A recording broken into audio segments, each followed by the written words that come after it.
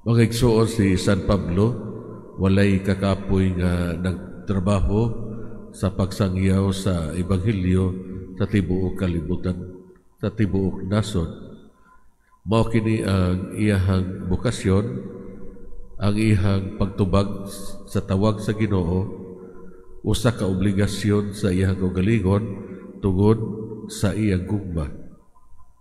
Ang mensahe sa itong Ebanghelyo karong adlaw nangayo kanato nga mulakaw diha sa kahayag ni Kristo. Kung kita nabutaan sa sala, kita mahidagma o dili kita makagiya sa uban ngadto sa dalan sa pagkabalaan o sa dalan sa pagkasantos.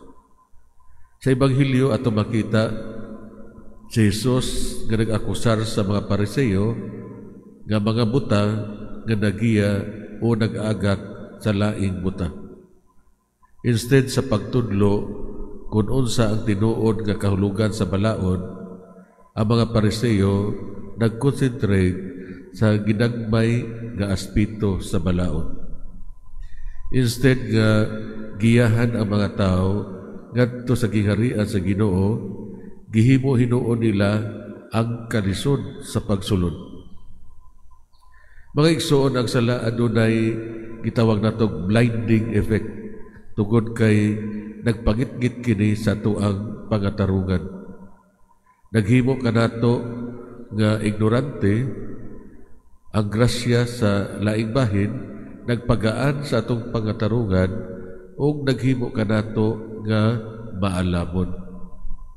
Ang buta sa espirituhanon dili makabuka sa ilang kaugalingong mga mata. Ang Ginoo mao lang gayon ang makaabli sa atong mga mata. Sa panahon nga giayo ni Jesus ang tao nga buta, usa kini katimailhan sa usa nga mas dako pa. Ang pag-ayo sa buta nga espirituhanon is actually mas dako pa sa pag-ayo sa physical nga pagkabuta. Ang sala nagpaulipon kanato. Si San Pablo nalipay sa gawas nun nga mga anak sa Ginoo. Ang anak sa Ginoo daw nag-alagad og sulugoon sa tanan, isip anak sa Dios, wala mo anhi aron alagaran o silbihan kundili sa pag-alagad. So unsa may hagit para kanato mga igsoon? Mangayo kita sa Ginoo sa langit nung kahibalo.